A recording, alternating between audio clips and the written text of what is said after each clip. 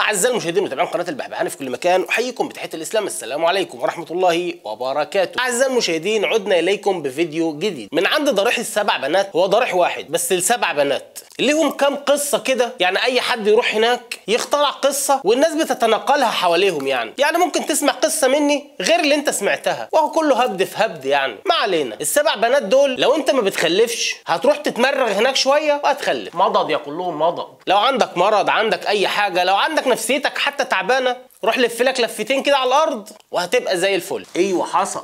هي شوية معتقدات كده من بتوع زمان، الناس الجهلة اللي ما كانتش تعرف أي حاجة عن الدين، وأنشأ من بعدهم جيل حاليا بيقول لك أنا لقيت أبويا بيعمل كده. هو أنت فقد الذاكرة؟ هلا في منهم اللي بيرجع للحق انه يخالف الاصل اللي كان عليه ابوه. ما هو انا لو قلت الناس دي غلط يبقى بطعن في ابويا. لا الناس دي صح يا حبيبي، ومهما تقنع فيه مش هيقتنع. مظبوط.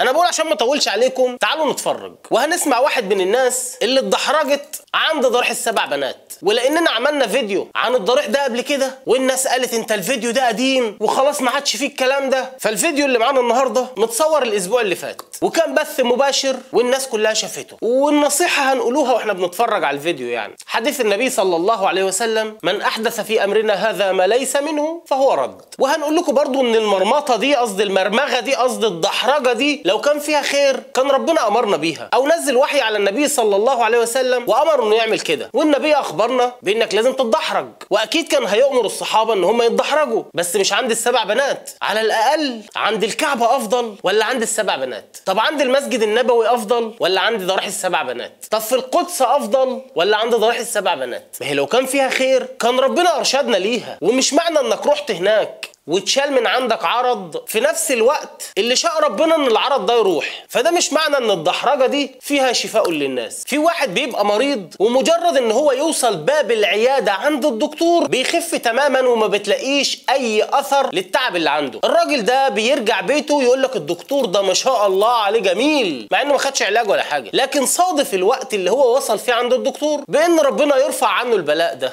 فمش معنى انك اتدحرجت وبعد 3-4 سنين خلفت فده السبب بتاع المحروسه اللي انت اتدحرجت عندها. انا بقول خلونا نبدا عشان ما نطولش عليكم. خلونا نبدا. اعزائي المشاهدين، بعد سنوات من الانتظار واحده ما بتخلفش، الله يرزقها ويرزق جوزها ويبارك لها في الاولاد. يعني راحت ذبحت ذبيحه، عملت ضحيه وبتخطيها على اساس ان ربنا يبارك في الولد بقى او اي حاجه. يعني استنى بس معلش، يعني نشوفها تاني. معلش نشوفها تاني ونشوفها هي عملت ايه. هو انت عملت حاجه خير انك ضحيتي، انك انت مثلا عملت حاجه لله يعني، انما اخطيها عشان خاطر التمس حتى البركه من دمها او الكلام ده كله لا يجوز نهائي. انك تاخد حتى الدم بتاعها تحطه على الحيطه، الكلام ده دمها بيبقى نجس يعني. ده بقى عند ضريح السبع بنات، ده اول واحد. الاخ ده اللي هنستمع لكلامه وهو ليه بيروح هناك وايه المقصود من روحته هناك. يعني بيبدا يتدحرج. ركز كده، هو اللي بيلف رجله. ركز عشان هيقول لك لا هي بتزقني. ركز على رجله الشمال، هي بتقوم لفه مع نفسها كده، والتاني برضو نفس الطريقه كده. برجله بيزق. هي لو هي بتزق نفسه هيفرد نفسه. نسمع بقى المذيع هيقول ايه.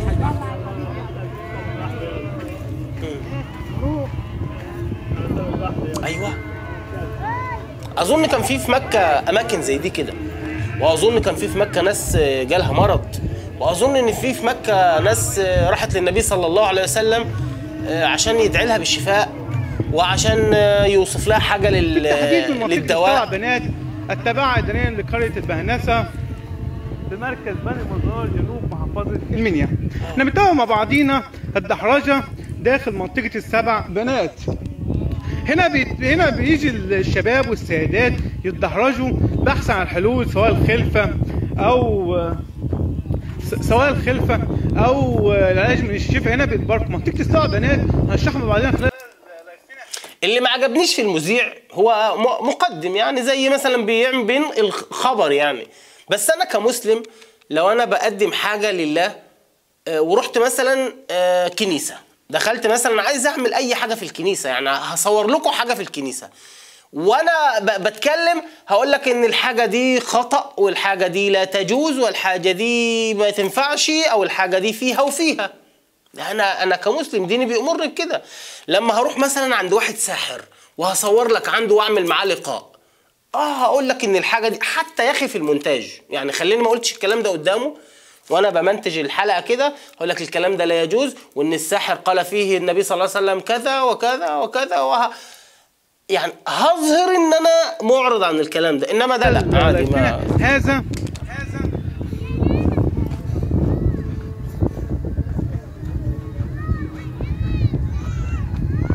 هذا ايه؟ هو راح للاخ اللي كان بيتدحرج. منطقة السبع بنات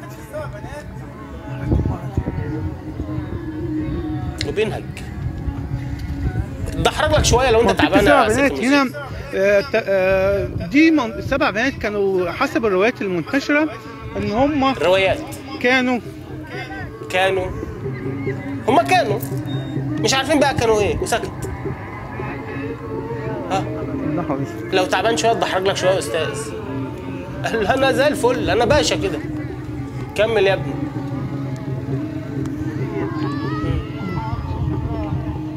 هو بيتكلم فين ده؟ اعزائي مشاهدي ومتابعي موقع بصراحه ونحن نتابع بعضين، اهلا بيك.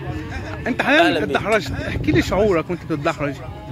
انا مبسوط على الاخر. يعني وانت على الارض اساسي او يعتبر تفرد جسمك على الارض كده وتتكحرت، ما سيبك من كلمه اللي انت ده انا اللي بكحرت نفسي والكلام ده، لا.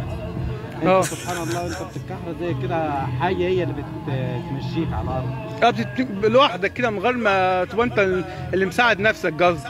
لا مفيش مساعده من نفسك، انت عايز توقف نفسك بس مش قادر. عاوز توقف بس مش قادر. انا نفسي اقف بس مش عارف. طب وانتوا بتتكحرت ليه؟ بص على الست اللي وراه اللي بتضحك دي ماشيه بالراحه عشان بتزق نفسها. انا عن راحه نفسي نفسيه. انا باجي من ابو قرقاص.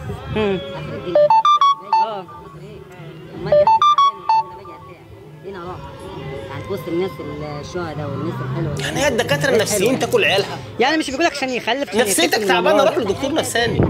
بس تروح تتدحرج تبوظ نفسيتك خالص. بس ده كله بحكم ربنا مش بايدينا احنا السبب مش اكتر. انت سبب مش اكتر. هم اللي سبب مش انت اللي سبب. يقول لك هي تتكحرت قال واحده مثلا تخلف الكلام ده، فعلا في حاجات بتحصل كده. حصل قبل كده حاجات زي كده. حاجات كتير حصلت زي كده، حاجات زي كده حصلت. بس المشكله مش في دي، المشكله وحالات كتيره ما حصلتش. هم بيقولوا لنا على الكلام ده كتير. احنا شفنا كتير من الكلام ده، انا كتير باجي هنا. برجاز تبع مني. برجاز هنا. بتجينا برجاز هنا. يعني انت مش من هنا اصلا؟ لا انا من برجاز. انا باجي اتكحرت هنا كل اسبوع. باجي مخصوص بسبب ايه؟ هاجي اقعد هنا شويه يوم الجمعه، كل جمعه كده. تيجي كل جمعه؟ لازم كل جمعه. ده عاده ورثت عن اهلك يعني؟ تعود مش اكتر. تعود. اللي انا باجي برتاح هنا، حاسس ان انا من المكان. باجي هنا حاسس ان انا من المكان ومرتاح نفسيا كده. في حد بيدحرجك هنا؟ في ست شفتها بتدحرجك؟ كتير. في كتير. لازم في مدرب يضحك. استنى بص يا جدعان، بس عشان بس لازم نتكلم كلمتين كده عشان ما حدش يعمل لنا مشكله في الفيديو. يعني الاخ ده بقى نفسيته تعبانه، فهو بيروح هناك يريح نفسيته. وفي ناس بيقول لك انا سمعت ان في ناس بتشفى، سمعت انما ما شفتش. بعض حالات بتشفى انما مش الكل. طب ما هو لو مش الكل يبقى في حاجه غلط في المكان. المفروض ان لو فيه مكان مبارك، يعني مثلا الحج ده لو فلوسك حلال ونيتك سليمه بترجع كما ولدتك امك. صح كده؟ مفيش حد بيرجع ذنوبه شايله على كتافه الا المنافق واللي راح مثلا فلوسه حرام. غير كده ما فيش. انما انت بتقولي بعض الحالات، ما هو المكان لو كويس يبقى المفروض كل اللي يروح يتدحرج لازم يقضي غرضه ولا ايه؟ يعني كل حاجه لها حاجتها برضه. والستات على جنب. ده هنا بيدحرجوا هنا. حاليا الوقت خلصوا بسيط. هنا خلصوا. عندك في المنطقه هنا الحاجه دي انتحرت الشباب. الحاجه دي هي المرشد. مكانها عشان تقول له لا عارف مكانها؟ لا، ده احنا بنتكلم مع بعض. طبعا ده منطقة السبع بنات دي. احنا داخلين عليها الوقت. طب مفيش حاجة تانية هتضحك؟ هنروح دلوقتي يا حاجة، هنروح دلوقتي عند السبع بنات مرة تاني. لو جيت بدري عن كده هتلقى حاجات اللي انت عايزها. لو جيت بدري هتلاقي اللي انت عايزه. بدري عن كده يعني قبل صلاة الظهر، بعد صلاة الظهر. لكن قبل صلاة الظهر بيبقى في ناس كتيرة. حاليا الوقت لا. الساعة فين؟ خلاص بقى الناس كل الناس اليومة دي عادي، انما قبل الصلاة تلاقي اكتر. ليه؟ على ايام الحرب. على صوتكم. كمل اتفضل. انت ازاي هنكلمهم؟ خافوا يتكلموا، اقول له وقف تصوير. اتفضل. تلاقوا سموها منطقة السبع بنات. ما هو على ايام الحرب الروماني قبل العهد اللي هو الفتح الاسلامي كان في 7 بنات. هم ما حدش في موسيقى شغالة وبتاع ورقص هو اللي هيقول لك على تمام. معلش يا استاذ فاضل بس خش التصوير كده ونتكلم معاك. طب ثانية واحدة. هنهي ده وقت. عادي مفيش مشكلة. طبعا كما تشاهدنا اعزائي انهي بس، قال له انهي اقفل بصراحة اقفل، قال له اقفل خلاص. تفاصيل من داخل منطقة السبع بنات. بنرصد مع بعضينا الدحرجة داخل القرية. طبعا هنا السيدات والرجال بيجوا يدحرجون بأحسن الحلول، سواء الخلف أو الشفاء من الأمراض. ثانية ماشي. في نهاية اللقاء أعزائي قال له اقفل خلاص، هو قفل اهو. قفل البث خلاص كده، ممنوع التصوير، انت هتفضحنا كده، احنا مفيش الكلام ده ما ينفعش يا باشا، اقفل يا باشا، احنا بنضحك على الناس يا باشا. اعزائي المشاهدين، وبكده يكون فيديو النهارده خلص. انا بحبكم في الله وعند الله تجتمع الخصوم. وكذلك ما أرسلنا من قبلك في قرية من نذير إلا قال مترفوها إنا وجدنا آباءنا على أمة وإنا على آثارهم مقتدون. سأقطع كل من عادى رسولي وأبتر كل حبل للوصال وأقليه وأبغضه جهارا رجاء للمثوبة في مآل.